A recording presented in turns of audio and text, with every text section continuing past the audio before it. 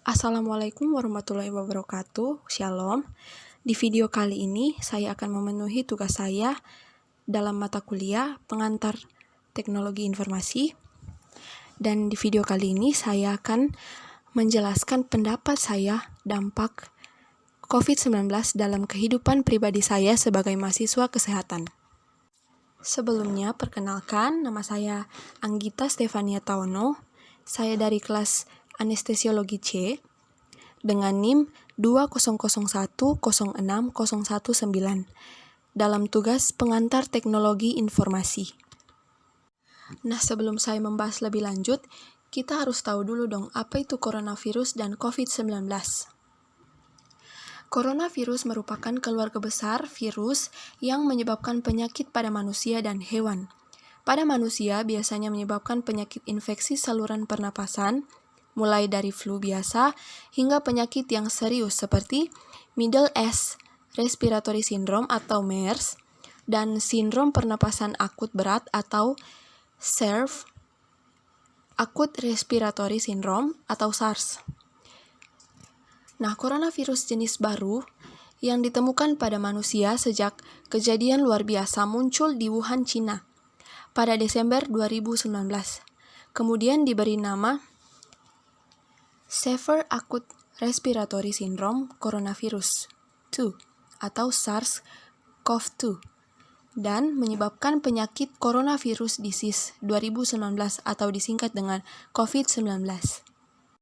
Gejala yang paling umum seperti demam, batuk kering, kelelahan. Nah, gejala yang sedikit tidak umum, yang pertama rasa tidak nyaman dan nyeri tenggorokan, diare, mata merah, sakit kepala, hilangnya indera perasa atau penciuman, ruam pada kulit, atau perubahan warna pada jari tangan atau jari kaki. Nah, gejala yang serius nih. Yang pertama, kesulitan bernapas atau sesak napas. Yang kedua, nyeri dada atau rasa tertekan pada dada. Yang ketiga, hilangnya kemampuan berbicara atau bergerak. Nah, tentu banyak nih dampak dari pandemi COVID-19 bagi bangsa Indonesia. Salah satunya di bidang pendidikan di Indonesia, yaitu semua institusi pendidikan terpaksa meniadakan pembelajaran langsung. Tak hanya di Indonesia saja, hal ini juga berdampak terhadap institusi pendidikan mancanegara. Bahkan, terdapat beberapa negara yang sudah lebih dahulu memberlakukan sistem ini. Meskipun begitu, selalu terdapat dua sisi dari setiap cerita dan kejadian. Glenn sudah menyiapkan daftar dampak negatif dan positif yang disebabkan oleh pandemi corona terhadap dunia pendidikan, baik di Indonesia maupun di mancanegara. Nah, kita masuk di dampak pembelajaran online bagi mahasiswa.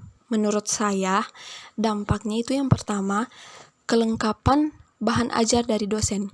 Seluruh materi kegiatan belajar mengajar perkuliahan akan disiapkan oleh dosen sehingga bisa memudahkan mahasiswa untuk mengulang bahan ajaran di rumah. Akan tetapi, metode perkuliahan jarak jauh juga menantang para dosen untuk menciptakan materi yang lebih interaktif, mudah diakses, dan lebih kreatif untuk membantu mahasiswa lebih mudah belajar. Nah, yang kedua menurut saya, manajemen waktu yang lebih baik. Perkuliahan daring membuat saya bisa menghemat waktu dengan kuliah online. Tidak ada waktu yang terbuang akibat perjalanan berangkat menuju kampus dan pulang ke rumah. Stres akibat perjalanan juga berkurang. Waktu yang ada bisa digunakan untuk istirahat, olahraga, maupun mengulang bahan ajar dan melakukan tugas dengan pikiran yang lebih jernih. Nah, tentu banyak dan beragam manfaat dan kendala dari pembelajaran online. Namun kita sebagai mahasiswa harus tetap mengikuti anjuran dari pemerintah dan mengikuti segala peraturan yang ditetapkan oleh pemerintah. Sembari kita juga bersungguh-sungguh dalam menempuh pendidikan kita dan berharap pandemi COVID-19 segera berakhir di tahun ini. Nah, sekian dari saya. Jika ada kekurangan dalam video ini, saya mohon maaf. Wassalamualaikum warahmatullahi wabarakatuh. Shalom. Thank you.